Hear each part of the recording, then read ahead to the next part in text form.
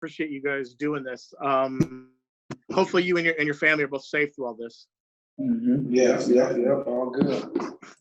I wanted to know, what does it mean for you guys to be able to be the commencement speakers for the graduation?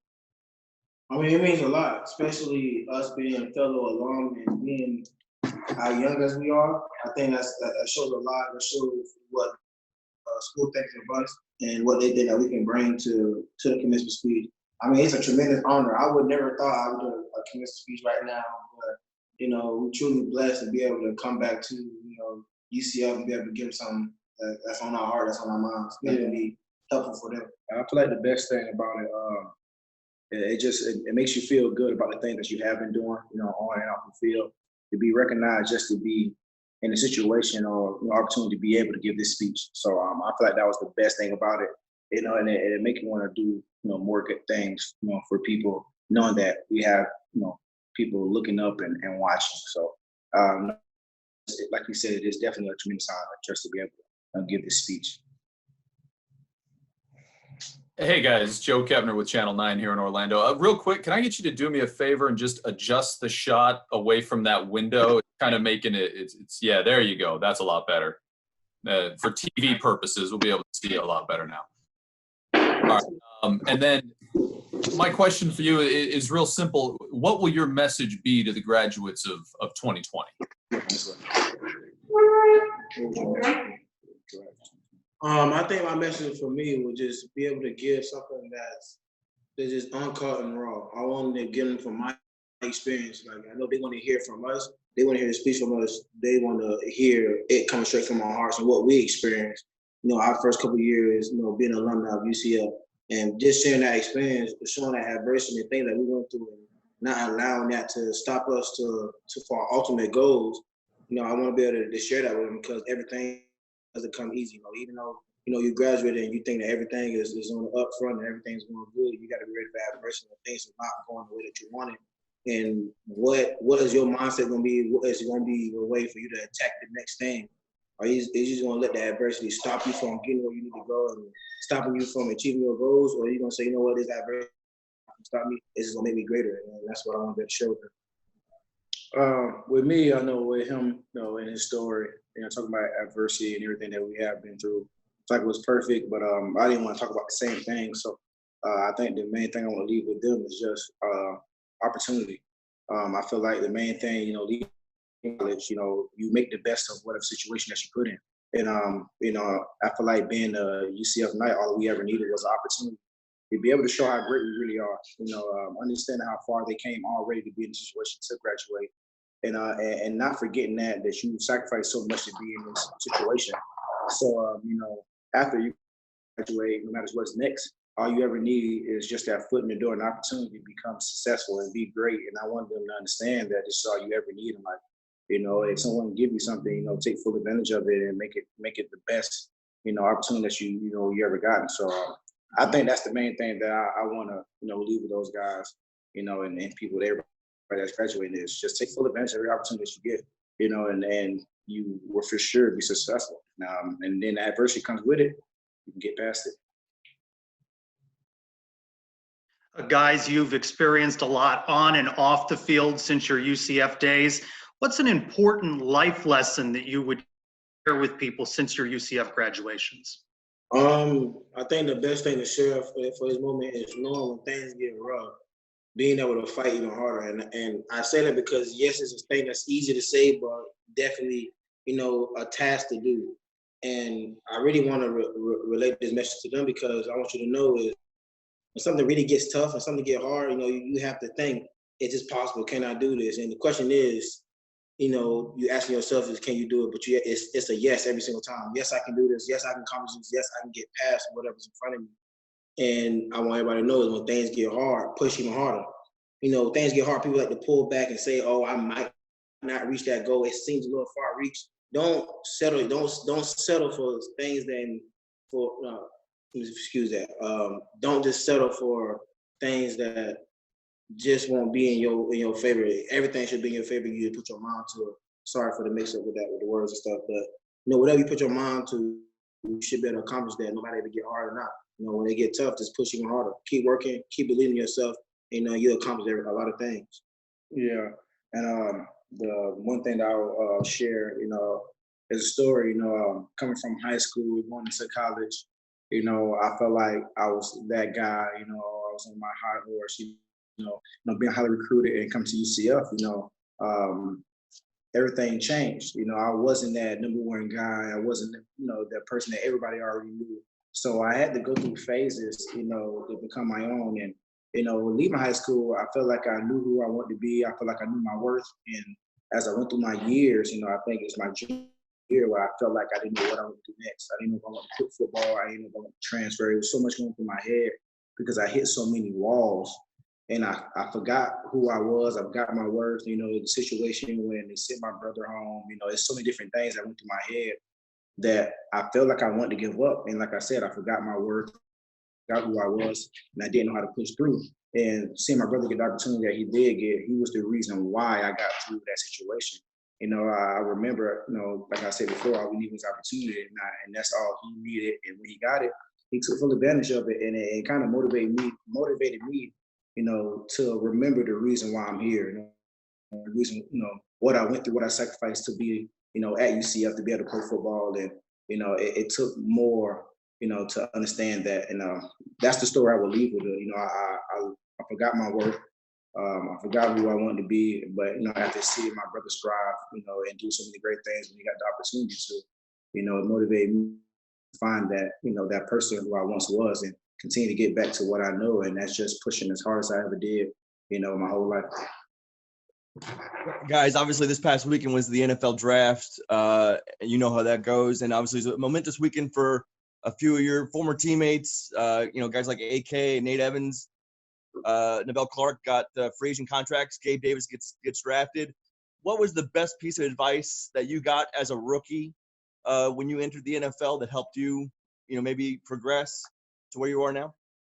The main advice I got was early on, don't, solely focus on the draft. The draft can go either way. And I guys kind of understand that, some came in thinking they would get drafted higher than what they got drafted, or, most of them thought they would get drafted. But the advice that I got going into that, I give two different parts. The first part was, don't worry about the draft. Once you get, whatever team as you get a chance to sign with, you make the best of it. And what matters is making that 53 roster and playing. And once you become a rookie on this team, whatever team that you begin to play with, my best advice was, be seen and not heard. As a rookie, you have to listen to your vets. They're going to teach you, and you want to have the vets on your side. There's no reason to feel like you know it all. There's no reason to go against your vets. Take this time this year and better yourself, better your mind, your craft, and learn. So when it's your time, you can continue to teach someone else. So the best advice was actually from Richard Sherman was, be seen and not heard. Your time is coming. And I got that advice, so I'll probably say the same thing.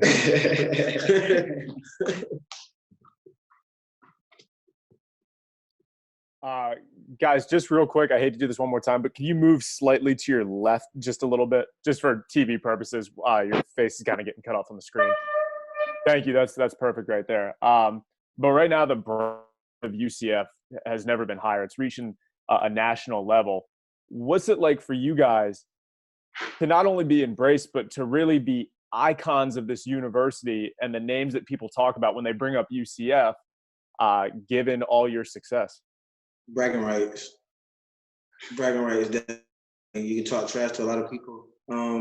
That's something that we talk about even with the older guys like Terrence Plummer and stuff like that.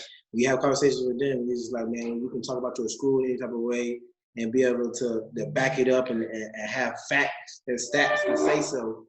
That always feels good. We was working out with the McCraytons and Bashard Perriman, and that's all we talk about is just the times that we had at UCF. And even with the young guys like Snelson, we always in the same area. And when you get the chance to talk about the school and what you accomplished and what you went through, and you see it from not only the older guys, but the young guys too, and you see that we share the same thing. We all want the same goal. We want to just put our school on the map for everybody to talk about, and we can do that now. I totally agree. Bragging rights. Hey guys, where are you right now? Are you in Florida or are you in Washington? Florida right now. at my mother's house. And We just built a gym in my parents' backyard. So I'm wondering what this off season has been like for you guys with all the differences because of the coronavirus, and how you think the rest of the off season and hopefully the NFL season is going to go, or if it's going to happen. It's definitely been different. I'm so used to being on a schedule around this time, so the extra time on my hands is kind of difficult to use. So we do our workouts. We're trying to find more things to do around the house. That's safe, but that's actually bettering us. So when we do report back, whenever we do report back, we'll be ahead of the curve. At this point now, we have no clue when we may end, and just have in the back of your mind that it may not be a season. It's kind of tough, but we've definitely been staying positive about that and continue to talk about how we will have a season, and we just need to be ready. So we definitely try to stay on the positive side of that and not try to focus on if we may have a season or not, because we hope we do. So I'm going to stay on the positive side of that. But as of right now, it's just time management. Like I said, we're usually on the schedule, so we just still trying to figure things out on this side. Like you said, we built the gym here, which helps perfectly, and get a chance to train my dad again like old times, which I don't know if it was a good thing or a bad thing yet. He hasn't killed us yet, so maybe we can talk about that later. But right, like I said, we're just trying to figure it out. It's been a little tough, but we'll definitely get through it. Yeah, I agree. Yeah. He said it all. All right, hey guys, did both of you get to do the whole graduation ceremony thing, walk across the stage? Did you both get that opportunity? Yes, we did. What do you remember from that, and just your memories and the feelings that you had when you went through that so many graduates are just going to kind of miss out on this year? What do you guys remember from that? I mean, it was a huge graduation. I won't start right at the beginning because it's kind of long, but I just remember just knowing that our last name was started with the G, so we had a little wait ahead of us. It's a lot of students at UCF. I remember my feet was hurting for a second because we had so many kids that was graduating. Shout out to UCF and 2016 alum. But yeah, we sat there for a long time. I remember taking my shoes off. Right when I took my shoes off, they stood us up the wall, and I remember we were telling my grandma and everybody because we had to stand and everybody was sitting pretty high, so you couldn't really see them as well. And I remember my grandma just fashion right, my mom fashion right. I just remember I wanted to dance on stage, but somebody before me did it, so I just did a good wave and like a kiss to that in the stand. And yeah, that was my graduation experience. I feel like you hit on the head because my feet was definitely hurting. I was taking a couple weeks to find the perfect outfit for graduation. The clothes was good, and I ordered some shoes, and they came too small, and it was last minute, so I had to toughen it out. And when I say my toes was really like just bent up in my shoe for hours. Besides that, the graduation was incredible, but my toes, it took a beating that night. So, and I also remember my mom crying a lot. That's a lot of crying. That's normal. Yeah, but that was my graduation. No, but it was fun to be able to walk across that stage and see the family and seeing all your friends and all the guys you came in with. So it was an experience. I mean, obviously with the sensitive topic and what's going on right now, unfortunately some of the graduates won't be able to experience some of that, but Be with family. definitely be with family. So that's always the important thing. You still graduate. Yeah. Hey guys, I don't know if obviously you've dealt with the media a lot, but public speaking can be a tough thing for a lot of people. Have you watched any commencement speeches or any speeches given leading up to this or practiced much at all? So we started with Barack Obama. That was a tough start. That wasn't a while ago. So we went to JJ Watt. JJ Watt made me feel a lot more comfortable about speaking. I seen how he started off with the jokes and stuff. It kind of broke the ice a little bit. So that was like, that's kind of my style. Kind of say a joke, kind of break the ice a little bit and be able to speak. So, we watched JJ Watt, we watched Denzel Washington, I watched, what was it? I can't remember his name. Somebody talking about Barack Obama was definitely a little hard. I don't think we was trying to top that one. So we watched that for a minute, but we had this. We had several different species we could choose from. We just kind of put different pieces about how we want to do our. Will you borrow any phrases from Coach Carroll or any of your other coaches through the years that you'll work into your speech? I may use one from Coach Frost when we always say attack the day. You know, attack the day, don't let that day attack you. So I mean that's something that I still use to this day. You know, you got every opportunity to go for the day and, you know, take full advantage of it, or let the day take advantage of you, and then next you know that's the day that you want to enjoy. I'm gonna speak completely from the heart.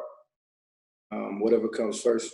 You know, I wanted to be truly authentic, and I think doing that, I feel like more of the students will be able to relate to what's going on, what's happening. If I just be truly honest and authentic and let them know exactly what I've been through and what's going on. And, you know, I just want to be able to relate and feel exactly what I'm saying. So if some phrases come out, then it will.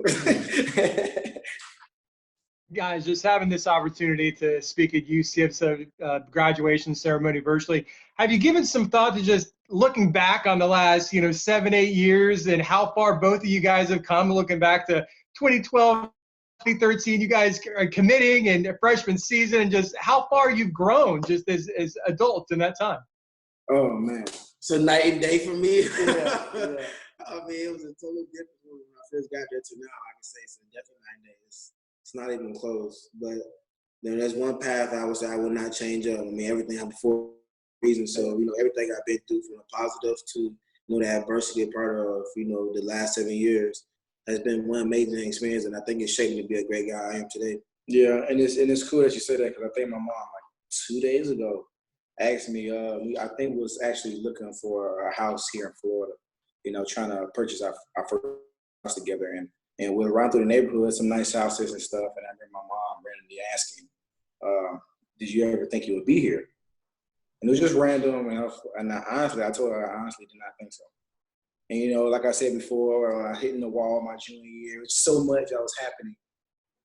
I just never would have thought. So everything, literally, I don't think it even hit me yet. It hasn't hit me yet, just to know where we at. I feel like it's so much more we want to accomplish. But man, I never would have thought. Coming from, class 2013 to now, yeah, it was in the air for that one. I definitely did not know we'll be here today. So like I said, it's been truly a blessing. It's an honor when every time I get an opportunity to do anything, which helps other people. So yeah, it's been amazing. Hey guys, you kind of talked about the off season a little bit here. What sort of communication, or how often are you getting any communication from the league or your team or your agents about when they might be able to relax some and get things started back up again? Have they told you anything about that? I mean, we've been communicating well. I mean, it's still up in the air. That we were able to communicate with our agent back and forth about, working out wild and how to be able to take care of yourself and not just full-fledged, go full workout mode and not know when you will return back and kill your bodies. We talk to the players all the time. We have group, we FaceTimes, and now that, we're starting to have like more virtual meetings and stuff. So we into football, but now instead of the physical aspect, it's all mental now. So it's like, it's going to come down to the team who stay more mentally focused and learning the plays and going through the bases. And when it's time to play again, you know exactly what to do and how to do it. So I think it's just, just staying mentally focused. It's going to be this whole offseason, not knowing we're going to come back. So you got to stay dialed in, and we don't know how long you got to stay dialed in, but just don't lose them. Yeah, the main thing is the league, NFLPA, no one is contacting anybody about when we may return. So I feel like that's the scariest part of it, because you really just don't know. So, are you working enough? Are you working too much? Is those the type of questions that I have, in my head, where I don't want to do too much, but I definitely want to make sure I'm ahead of the curve when I come back. So it's just tough. And I feel like if we would have came back already, what's the schedule? What's the next 9 weeks? So I got everything down when I need to live, when I should be watching film, when I should be hitting the field. I got everything broken down, so I'm not doing too much or I'm not doing too little. But that's another part of, like you said, you just got to stay focused on that. How long can I stay doing that without no one standing on top of me, make sure I'm doing it, make sure I'm on time, make sure, I'm doing everything I need to do to be ready for whenever we may come back. So the focus part is the it's the biggest deal right now. Today was the first official day. We all, did actually the meetings with the whole team. We came back, we all, spoke for the last couple hours. So this is the first day, so we'll do that normally now. But it's having no information on when we may return. So We'll find out. It's tough. We'll find out. So it's in the air right now. I appreciate Good seeing y'all. Thank you, guys. Thank you. Thanks, guys.